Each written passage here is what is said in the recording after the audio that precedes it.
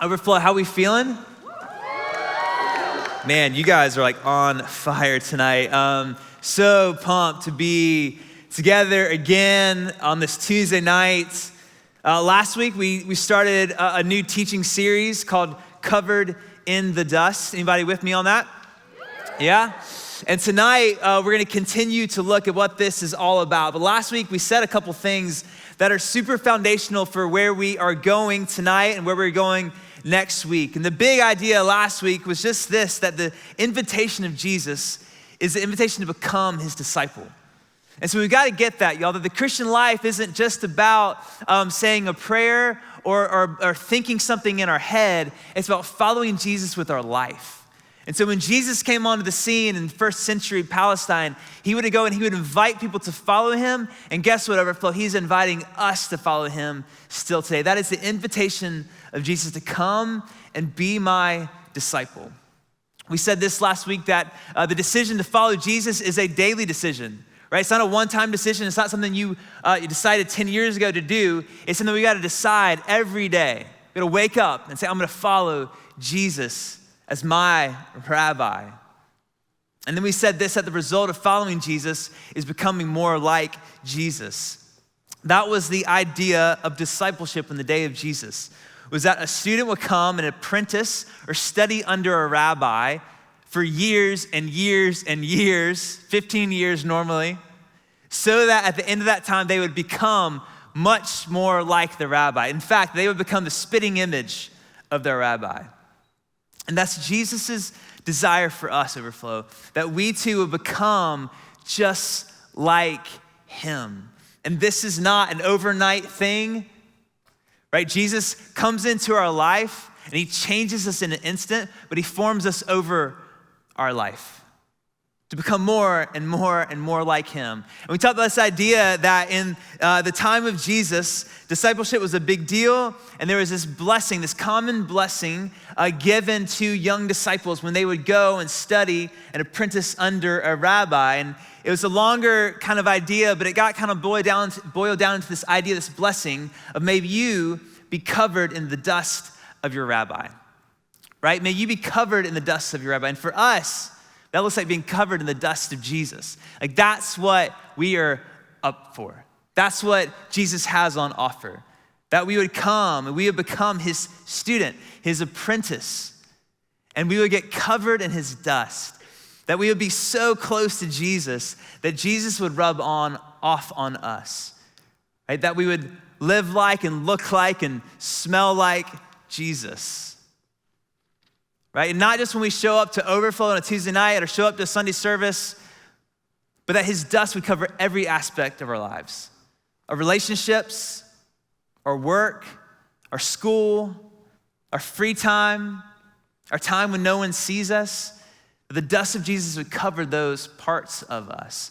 And for a lot of us in the room, we're probably thinking, man, Clay, I got a long way to go to get covered in the dust of Jesus. For the dust of Jesus to cover every part of my life. And I'm in that with you guys. And so we're gonna continue tonight to kind of look at this idea and unpack this idea of what it looks like and how we get covered in the dust of Jesus, how we get dusty with Jesus. And last week I shared that there's kind of two ways that this happens. One is what we're gonna cover tonight is at the feet of your rabbi. And the second is along the path with your rabbi. And so tonight I want to look at a story. It's a really short story out of the Gospel of Luke. So if you've got a Bible, Overflow, I would love for you to join me in Luke chapter 10. Luke chapter 10, we'll start in 38. I'll give you a second to get there. Luke, Gospel of Luke was written by, can anybody guess who was written by? Luke, yeah, that's good. Any Lukes in the house tonight? If your name's Luke, raise your hand. We got one. Is that it? Just one Luke? Okay. Last week we read from Mark. Any Marks in the house tonight? Nope. Gosh, y'all, I was thinking, I had this whole thing in my head that like a lot of names today are like really common names. Like it's really cool to have like, really like creative names, but a lot of names are just like very like common. Like we got lots of Jacobs. I know we have lots of Jacobs in the room. We got lots of Noahs, right? And those are all like biblical names, y'all. Hello, right? So anyways, tonight we're gonna look at a Martha and a Mary. Any Marthas or Marys in the house? I guess it doesn't translate for the ladies as much. All right, here we go. Luke chapter 10, you guys ready? Starting in verse 38, this is a story, an encounter with Jesus. It says this, it says, now, as they went on their way, Jesus entered a village, and a woman named Martha welcomed him into her house. And she had a sister called Mary who sat at the Lord's feet and listened to his teachings. Pause here for a second. So that's Jesus and his disciples, his closest 12, but also there's probably lots of other people following Jesus, other disciples of Jesus following him from village to village to village. And he comes to this one village, and there's a lady here named Martha and a sister named Mary. And we know that Jesus already knew these two ladies, and he loved this family. He was close with this family. And when it says that Mary sat at the Lord's feet and listened to his teachings, y'all, this is beautiful. This isn't just a description of what was happening. This isn't just Luke saying, this is what I saw. This is a descriptor given to disciples. Disciples sat at the feet of their rabbi. Can I just get an amen that Mary was sitting in the place of a disciple of Jesus, right? She was sitting at the feet of Jesus. She was sitting in the place of discipleship of Jesus. Verse 40, let's pick up. It says this. It says, but Martha was distracted with much serving, and she went up to him and said, Lord, do you not care that my sister has left me to serve alone? Tell her then to help me. I love this, y'all. We read this, and I even gave you some inflection in my voice, right? I kind of acted it out a little bit, and you could hear like the snarkiness in my voice, right? Martha, she was being snarky, right? Lord, do you not care? Do you not even care about this? My sister's left me to serve alone. That's what some of y'all feel like with the kitchen, and your roommates, they leave you to serve alone. Nobody's cleaning up the kitchen. And then Martha has like the audacity, in my words, to tell Jesus, tell her to come help me right now, right? But here's the beautiful thing, y'all, is that in this story, man, we can make Martha like the enemy, like the villain, but Martha was the one who went out to Jesus, invited Jesus into her home. And what did Jesus need when Jesus came into Martha's home? A meal, some hospitality, some water to wash his feet, some wine to drink or water to drink, I don't know, whatever, probably wine. Right? He and his disciples, there were a lot of them, at least 12, maybe more in this house. And Martha, she steps up and she invites Jesus into her house.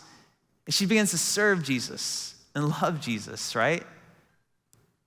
And so let's not make Martha the villain just yet, but recognize that Martha is doing something that all of us would recognize is very needed in this situation.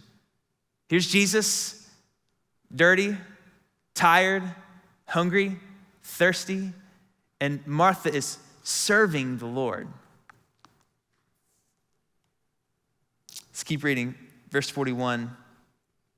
But the Lord answered her, Martha, Martha, you are anxious and troubled about many things, but one thing is necessary.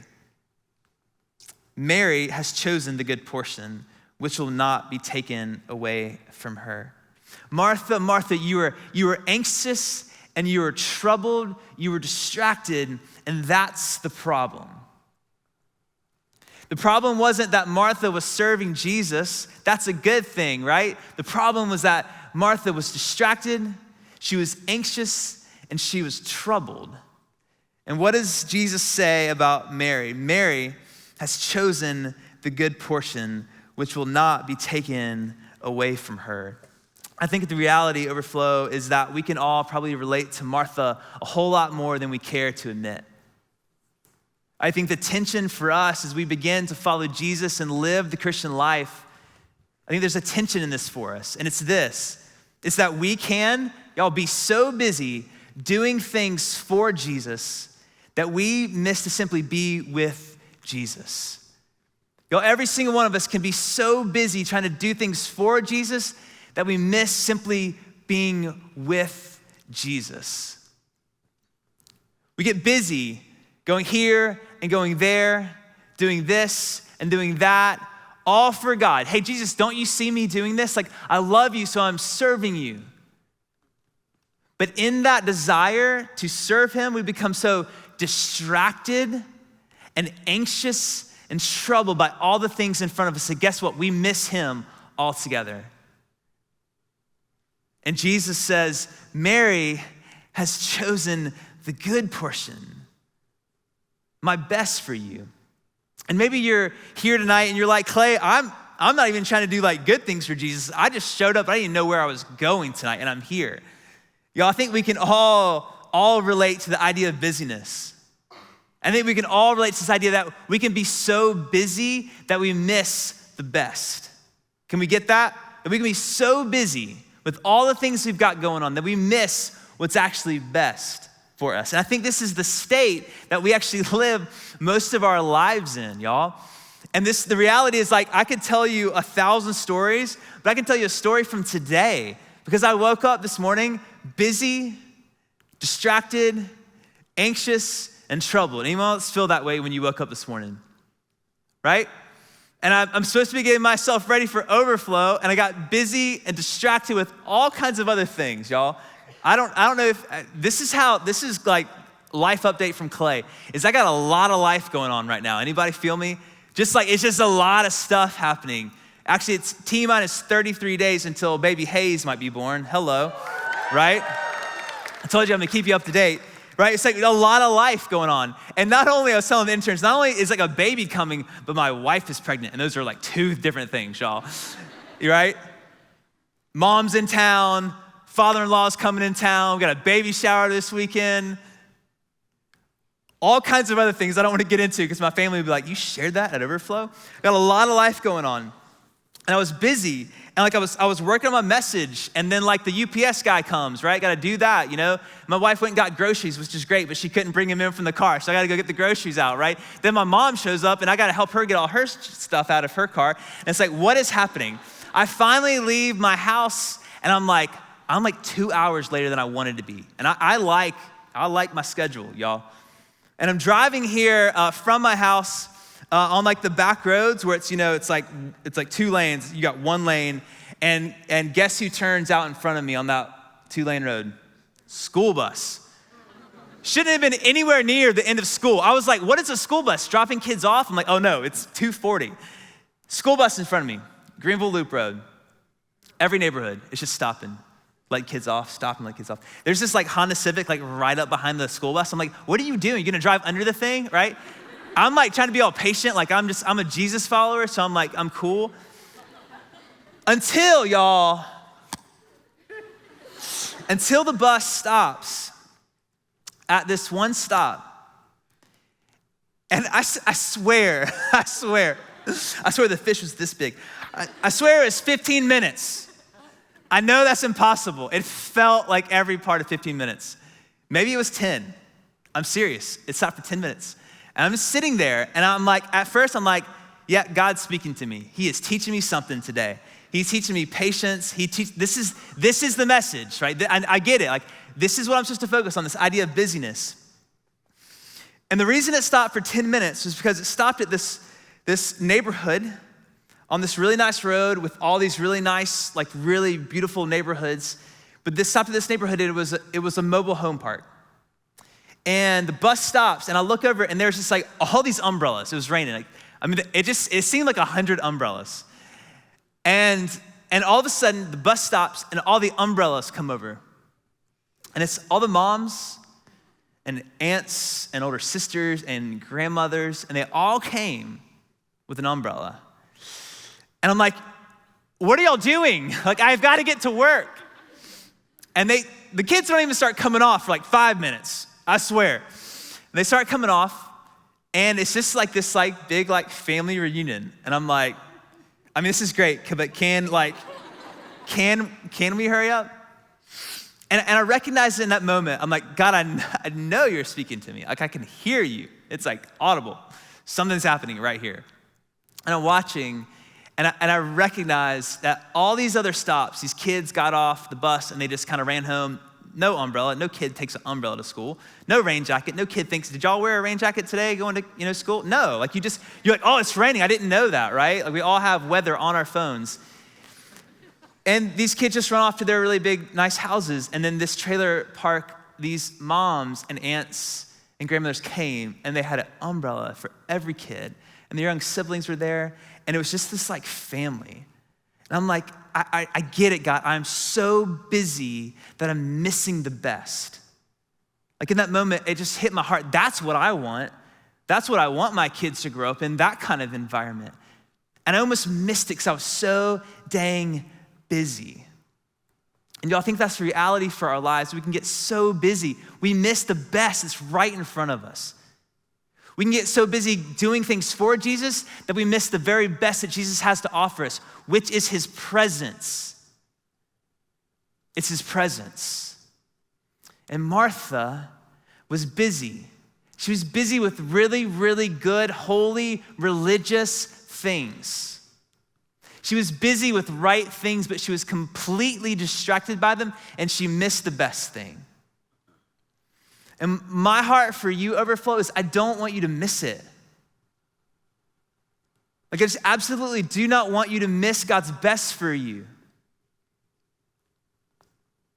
And this message tonight is simple. This is it. That God's best for you is his presence. His best for you is for you to be with him.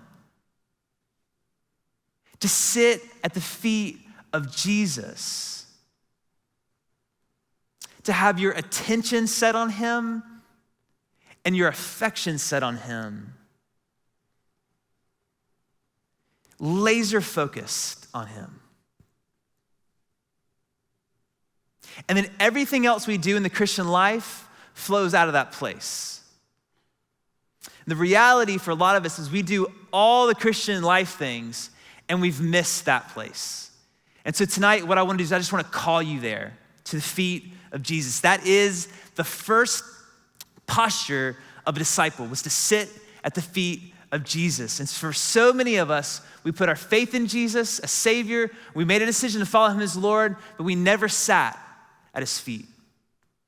And for Mary, and even for Martha, and for the disciples that we saw that Jesus called to follow him, it was simple. It actually meant to sit at his feet. It was a physical posture. And it was a posture of their mind and their heart, their attention and their affection. But for us, what does it look like? Because if Jesus walked in the door right now and said, come follow me, I think a lot of us would be out the door, me included, and we would sit at his feet. But here's my question for us tonight is, what does it look like for us to sit at the feet of Jesus? What does it look like for you and for me to sit at the feet of Jesus? I'm gonna give us three things, three big umbrellas to kind of help us begin to see what this looks like. And I wanna really drill down on one of these and give us some super practical things. Y'all, this will be the most practical message that Clay Everett will ever give. And so you're welcome, or I'm sorry, whatever it goes. What would it look like for us to sit at the feet of Jesus? Number one is it would look like corporate time with Jesus. Corporate time with Jesus. I start here because we can all get into this. Come to Overflow, right? But don't just come to Overflow for you. Don't just come to Overflow for your friends. Don't just come to Overflow because it's whatever. Come to Overflow because it's the opportunity for us to sit at the feet of Jesus. To say, Jesus, you're our teacher. You are our authority. You are our friend. So we're gonna posture ourselves to sit and just be with you for an hour and a half, right? That's the beauty of the church being the church, is that we gather weekly, right? On Tuesdays, we gather as college students. On Sundays, we gather as the church to simply sit at the feet of Jesus. If you start to think about the gathering of the church as an opportunity to sit and to see, to put your attention and your affection on God, to learn from him, to become more like him, I think even that is life-changing. It's corporate time with Jesus. The second thing is community time with Jesus. Oh, I love this one, y'all. Community time with Jesus. This is time when you and your friends or you and other peers, you get together and you talk about who God is, and you talk about what you're learning about God. And here's what's crazy is that God actually speaks through other people. Like that's one of the ways that God speaks to you, the way God teaches you is through your friends, through your peers. And you can get in a circle and talk about, well, what does this mean? Like, how do we actually follow Jesus? How do we actually sit at the feet of Jesus? And someone else says something, you're like, that's it. I mean, that's what I've been thinking the whole time, right? And it's just time at the feet of Jesus in community, right? And so, hey, we've got community groups just for this. This isn't the only place that you can find community, but we got to sit at the feet of Jesus in community time with Jesus. And the third thing, how it looks for us to sit at the feet of Jesus is this. It's personal time with Jesus. It's personal time with Jesus. The first two are kind of set up for you, right? They are pre-scheduled. You do not have to put it in your planner. You know, Tuesday night at 7, Sunday morning at 11, right? They're there. This third one, this personal time with Jesus, it's just all up to you. It's kind of what we've done as a church. It's just, you need to go spend time with God. You need to have a quiet time. And it's just up to you. And this is the one, y'all, that can be so hard because it is up to us. The responsibility is on us to have personal time with Jesus. One of the things that we say around here at Overflow a lot is that your walk with Jesus is personal, but it's not private, right? And we use that in the context of community, right? That, yeah, it's personal. It's supposed to be you and Jesus, but it's not just you and Jesus and like other people. And the reality is, I feel like for us, Overflow, at this point of where we are as a community, I think we do the not private really well. I think some of us were just missing that personal, right? We'll come here and this is meant to be a time, an encounter with God. Community groups, it's meant to be a time, an encounter with God, being vulnerable and open about where we are and what's going on. But I think some of us have missed that personal time with Jesus. And if I'm not mistaken, the thing that comes up over and over again as we talk about this idea of like quiet time or like personal time with God is people are like, yeah, I want to do that. Yeah, I want to have a quiet time. And then it's like, how do you have a quiet time? Like, how do you do that? And that's a great question.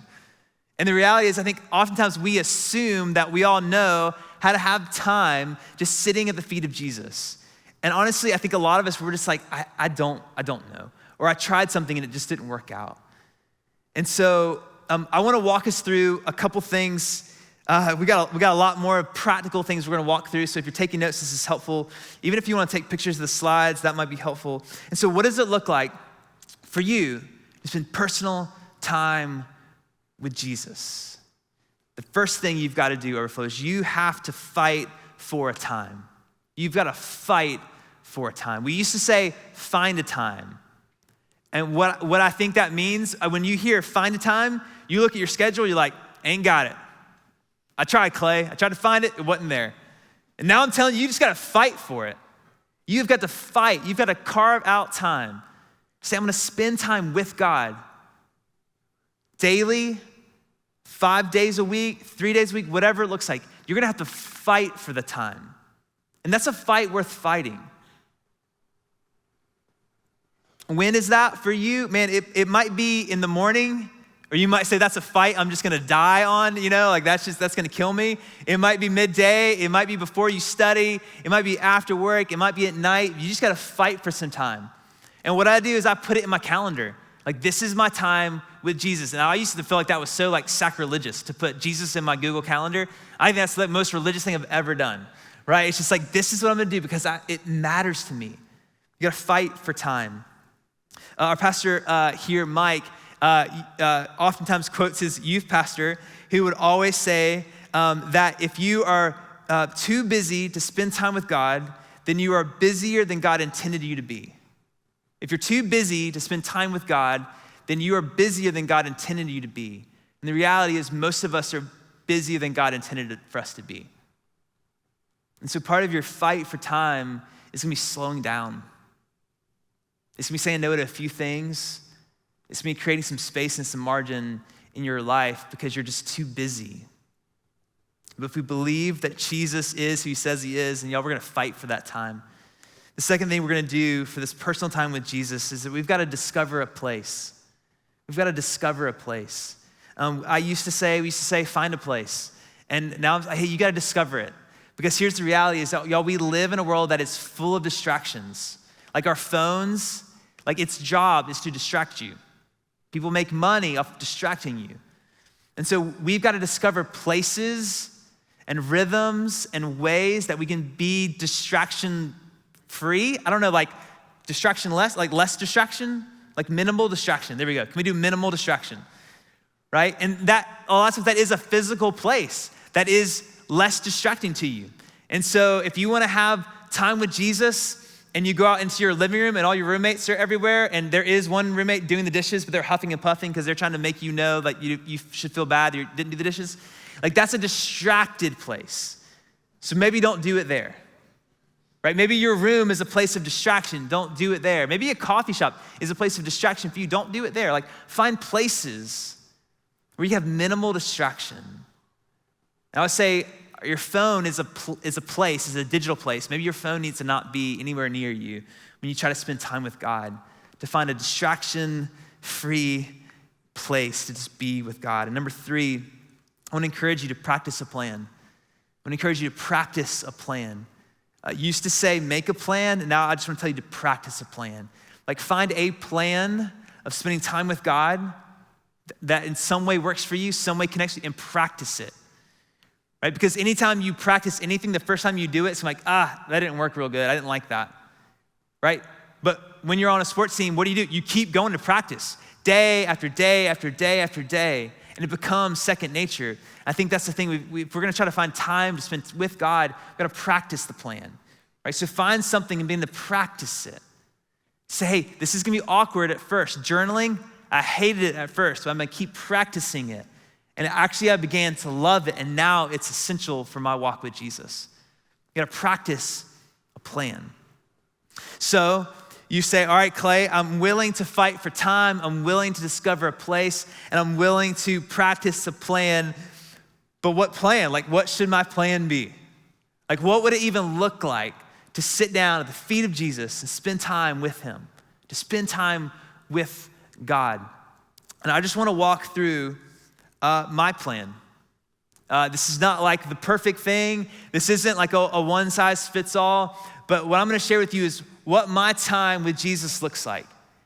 And if this doesn't end up being your plan, maybe it helps you to understand what a plan might look like for you. Is that cool? All right, the first thing that I do that I wanna encourage you in this plan is to reset, So when I want to sit at the feet of Jesus and just like learn from him and study underneath him and just be with him, y'all, I've recognized that at first I've got to just reset my mind and my heart. And the way I do that is simply by just praying. I just take up time when I sit with God and I just talk to God, right? Let's not make it simple. Let's not make it overly complex. I just talk to God. And oftentimes for me, it just starts with like, Father. And oftentimes it's like, Father, here I am. All the mess, all the junk, all the distraction, like I'm here now to recognize I'm with God. And I just talked to him about gratitude for who he is. I talked to him about my emotions, my anxiety, what's going on in my life. And for me, man, that time of just kind of just praying and talking with God is such a reset. It's this idea of like to set your mind, right, on God. Like that's it. I'm gonna put my mind there instead of all these other places. Reset. The second thing, part of my plan is that I read. And I pick a book of the Bible and I just read it. Like I just read like a chapter, or I read like a small little chunk. I read a verse, I read whatever. I mean, sometimes I plan to read 2 chapters and I just read 2 verses because like that's it. Like I just read it, I'm like, whew. But when you read slowly. I think a lot of us, like we read the Bible to like just finish the words, thinking that like reading the words is gonna do something for us, right? But in reading the words so that you hear it and you receive it, it is gonna require you to slow down. And even slowing down is a way to reset your mind, your heart, your attention, and your affection. So just read slowly. The third thing I do, part of my plan, is I reflect. All right, so I read this story about Mary and Martha, and I just reflect on what it was saying. I just reflect, I think about, well, what is God trying to say to me in this? Oh, I'm like Martha? Oh gosh, right? I reflect, I process, I ask myself questions, but mainly I just go, hey, what are you saying to me, God? Like, what am I supposed to hear here? What am I supposed to learn about you here? What am I supposed to learn about myself here? I just reflect on it. And I think for a lot of us, we read the Bible and we just let it be, but you gotta process it, you gotta chew on it. This is the idea of meditation. It's to chew on something over and over. What's going on here? And I think the key for us is we're thinking about this idea of discipling under Jesus. Y'all, we gotta hear from Jesus. So what are you saying to me? Reflection. The fourth thing that I do and offer to you is I simply respond. So I've taken time just to sit and just to be with Jesus. I've read, I've reflected, and then I respond. And for me, responding is, again, just talking to God. And I think time with God, time with Jesus, it's this rhythm of listening and talking, listening and talking. Sometimes, y'all, we're all talk and we're not listening, right? But we got to hear from God, and then we respond to him. And so it's hey, God, I hear you. I am distracted. I am anxious. I am troubled about many things, and I feel like this is actually taking my attention and my affection off of you. That's where I'm at, God. You caught me, right? Help me. God, help me to be able to put these things aside and choose the one thing that's essential, and that's you.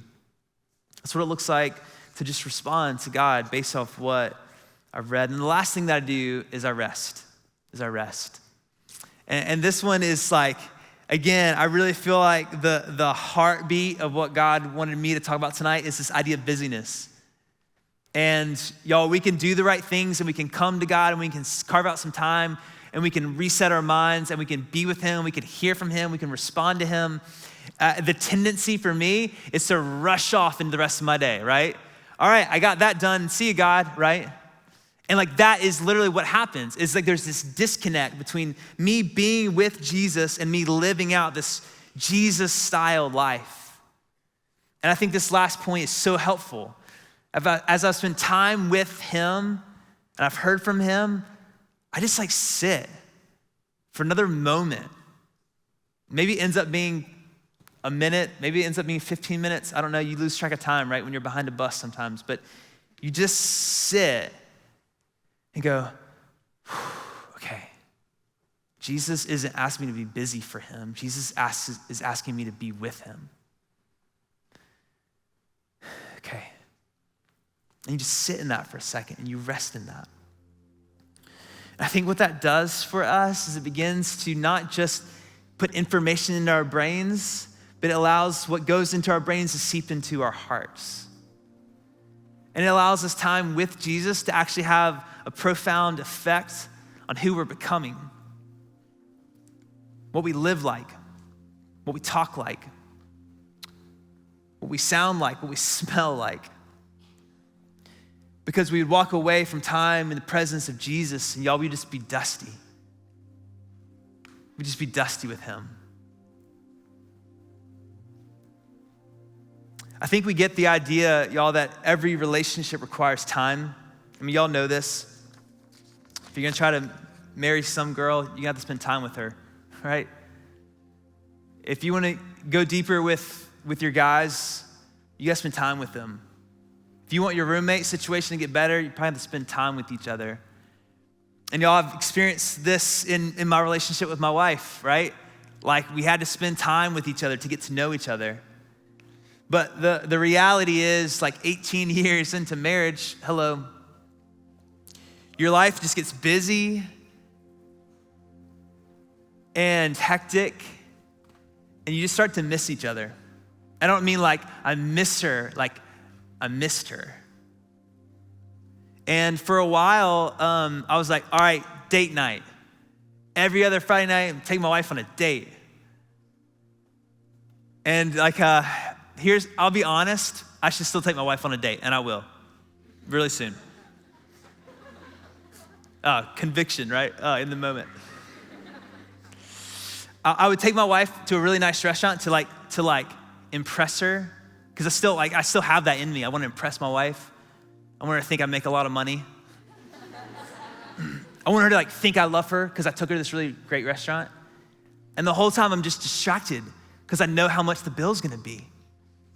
And I'm just distracted because I'm trying to be proper, Because that's kind of how I roll. And we get home from this really nice dinner and I spent $100 and I miss my wife. And one of the best things for our marriage over the last little bit has been okay, yeah, we'll go on some dates, but what when we get that 15 minutes together? When we get that 15 minutes where we're crossing, but we can sit and we can drink a cup of coffee together. Would I be present with her right there? Would I notice her right there? Would I put my attention and my affection on her right there for just that 15 minutes we have together? And I tell you, it has made a difference in our marriage. And I tell you, it'll make a difference in your relationship with Jesus. If you would just carve out 15 minutes to not miss him, but to be with him. And so this is my challenge for us, Overflow, is in the busyness of life, and you guys trying to live the Christian life so well, and you are, don't miss Jesus. And so I challenge you, could you spend 15 minutes at the feet of Jesus consistently through your week? I'm not gonna say every day, but can it be 3 days a week or 5 days a week? 15 minutes just to sit with him, to reset, to read and soak in his words like Mary did, soak in every word, reflect, to actually process, to respond to God, and to rest in who he is and what he's done for you. And I believe if that can be a rhythm of your life, it'll make a profound difference in your life. And 15 minutes here, and 15 minutes there, and 15 minutes there, I think you're gonna look a lot more like Jesus. Let's not miss Jesus. Let's meet him at his feet in his presence. Let's pray, Overflow. Father, we're here. We're here corporately together at the feet of Jesus. And I know tonight has been beautiful from the beginning of what Zach shared with us into worship. And God, I know listen to one person talk for 30 minutes, we can get distracted. God, I pray that we can be here right now. And God, right now that we would say there's no other place we would rather be than at the feet of Jesus.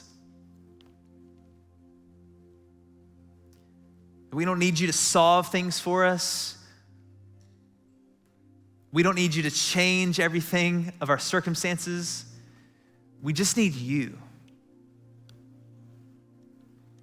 And Jesus, if we can get you, you can get our hearts and you can get our minds and you can form us from the inside out to become more and more like you. Father, that's what we ask. That's what we pray in this moment. We would miss you. Amen.